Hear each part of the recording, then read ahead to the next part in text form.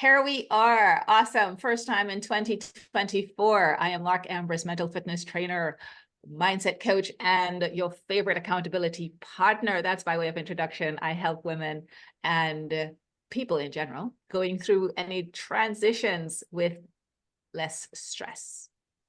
LJ, introduction. My name is LJ Vio, and Happy New Year to everybody. I am a coach and facilitator, mainly focused in on helping new, emerging, existing managers become the leaders their teams need them to be, and also very focused on helping people build their self-awareness and awareness of others so that everybody can have better interactions and more productive, beneficial interactions, and the world can be a happier place. Awesome. Small goal. Small goal. And I think that is where we intersect so beautifully, our desire to help people get to that deeper sense of self-awareness, to become more self-aware and just make the world a better place. So we use several different modalities in our coaching practices, but we are collaborating and have been collaborating for over a year at this point. Myself focused on mental fitness, and LJ brings her Luminous Spark tools to this collaboration where we make magic. Every week we show up here, we do lives, we record videos, and what we explore are different personality traits. We look at when are they most effective and what happens when they're overextended. And I share with you the saboteurs that come into the lead when we're in that overextended state, and we just explore those. So this week we are talking about next, on to the next. And that's when we have our restless saboteur, and there are 10 saboteurs. This week we're talking about the restless saboteur. If you want to know what the other 9 are, please look at some of the older videos and you can get caught up that way. But time is short and we want to make these short and sweet. So this week we're talking about the restless saboteur, when that constant search for the next best thing, the greatest excitement in the next opportunity, when we're constantly in this busy state. So I'll leave that there and invite you, LJ, to share with us, how does this restless saboteur align with Luminous personality qualities? The one that it seems to align most closely with is spontaneous. And when spontaneous overextends into impulsive. As someone who's spontaneous, it prefers that spontaneous qualities, enjoys making quick decisions, acting on impulse, using a lot of gut instinct. This feels right. I'm going to go for it. They need to be passionate about the projects they work on to really function well. Not so good with things that aren't of interest. They're known to work in inspired, passionate bursts. And just really dive into something that they're passionate about. And they like to appear relaxed about their responsibilities and time management. So keep that in mind. They use the adrenaline rush provided by the pressure of approaching deadlines to prompt them into a state of action. So those are some of the positives.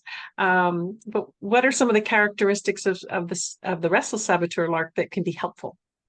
Sure thing. So just so that we further set the stage on what exactly are saboteurs, saboteurs have underlying good intent, right? It's all coming from a place of wanting a desired outcome that's positive.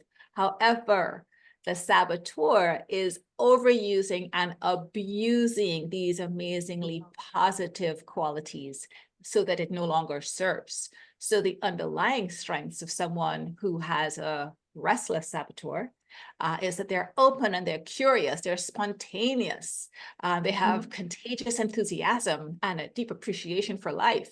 This person is capable of great productivity and creativity, and they can energize and engage others into cooperation. You want this person on your team when you're innovating, right? They are capable of great breadth of activity and pursuits. Sounds amazing. These are the underlying strengths of someone with a restless saboteur. Stay tuned, because this can now go into a saboteur state and an overextended state. So LJ, what does this look like for spontaneous in overextended? And what is it like to be around someone in spontaneous overextension? Yeah, great question. First of all, what you've described sounds like somebody I would like to work with. I'm very high on spontaneous. When spontaneous overextends, so just to define that word, when somebody who prefers spontaneous is under pressure, tired, not feeling well, and lots of stress, it can overextend into behaviors that aren't as effective. And so it's not so pretty when it overextends, because it becomes impulsive. Spontaneous turns into impulsive. So people can be so spontaneous that they lack self-discipline, and they can rely too much on last-minute pressure to meet deadlines, as they do things at the last minute, and then they run out of time. This happens when they're not inspired too. When they're not inspired, they may not be so productive. They put things off. This can also lead to regretting some decisions because they were made too hastily. Others may view people in this impulsive overextension as irresponsible. They may be late or commit to things without thinking through the risks, and they may commit to too many things and be unable to deliver. And they may risk burnout as well, because they take on too much and put too much pressure on themselves, and then can't deliver and overextend themselves. So when you think of, Lark, how the overextension relates to restless, how does restless show up, and what impact does it have on others? Yeah. So we have about 7.5 minutes, and I really want to do this saboteur justice. Everyone, I would venture to say, has some degree of that restlessness, right? We've heard of the monkey mind. So we all are at risk of falling prey to monkey mind. A person with an active restless saboteur is easily distracted. That means it can get too scattered. They stay busy, they're juggling many different tasks and plans, which aligns so closely with what I just heard you say. They're seeking excitement and variety, and they're always looking for that constant new stimulation. Some of us may have heard of the shiny object syndrome, right? So those are some of the characteristics. Those are some of the ways that others may perceive the restless saboteur. And I'm guessing that there's someone listening to this going like, that sounds very much like me. They bounce around. They don't like that feeling of unpleasant feelings. So it's uncomfortable. They have thoughts such as, this isn't fulfilling. The next thing has got to be more exciting than this. These feelings can really not add value. These can actually serve to limit progress, performance, and just feeling really great. And another thought that they may have is, why can't anyone keep up with me? But they're like moving at lightning speed in 10 directions. So those are some of the thoughts that may come up. I am really curious, and I hope somebody drops something in the comments about if any of this is resonating, either that you've seen, you're working with someone like this, someone in your family, or you look in the mirror and there you are, that's what you're seeing. So very interested in getting those comments and that feedback. The restless avoids a real lasting focus on issues and relationships that truly matter. That's one of the huge drawbacks of being driven by this restless saboteur.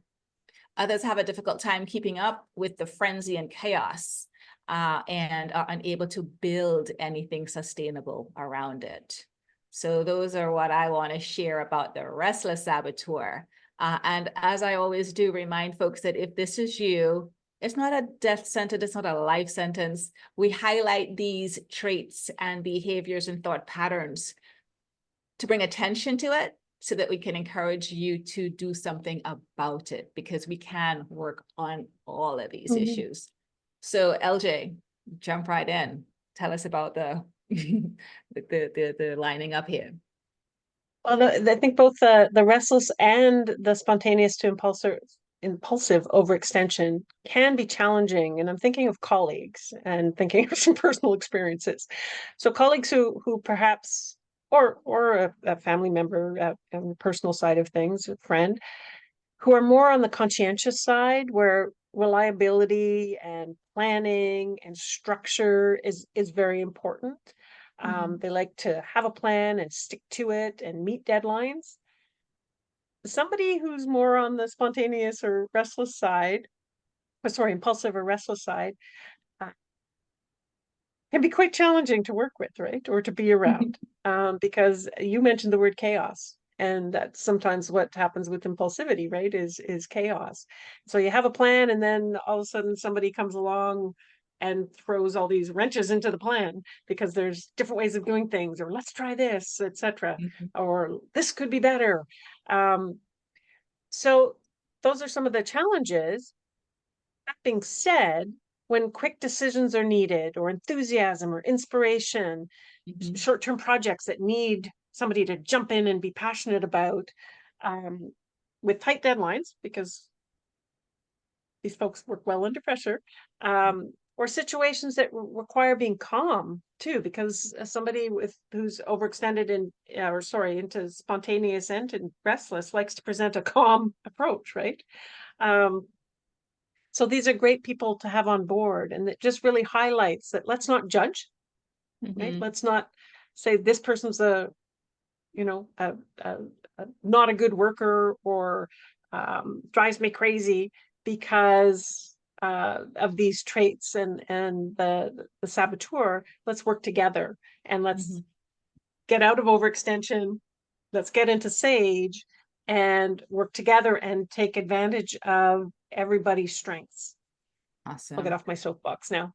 No, that was beautifully put, and speaks directly to the heart of leadership and what it takes to be a good leader. How can we be more embracing and integrate everyone's strengths, although they may be very different from our own? How do we collaborate? How do we leverage all of those innovative ideas and that strong passion to go in several different directions to explore them, right? And that's to me the key of working on a team, because you need that stimulating of ideas, but you also need the grounding, the conscientious, the one who's going to take something and drill down for the sustainability in the long run. We need everyone. So thank you, LJ. I think this was an awesome conversation looking at the restless and the overextension and how these can show up in spontaneity.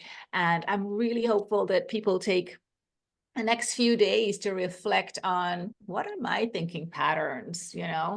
What behaviors have I heard about today that maybe I have done that's a part of me and who I identify as?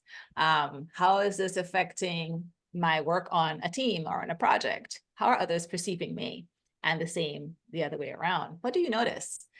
So do drop comments, and do come back and share your thoughts on our stage. We have an audio room next Wednesday, 10 a.m. Eastern Standard Time on the LinkedIn platform. So LJ, we have about a minute left. Do leave us with a quote. Yes, this quote I really liked. Being responsible comes with rewards and disappointments. Make sure your life is filled with a good balance of responsibilities and spontaneity. Sometimes the consequences are well worth the experience. I love it. So I thought that was a balance, respect, awesome. Balance. Yeah. Let's work together. Right up there with what we were talking about earlier. So thank you so much. I think we have run out of time, but this was a great conversation, and I look forward to everyone on our stage next Wednesday. Thank you. Bye, everyone.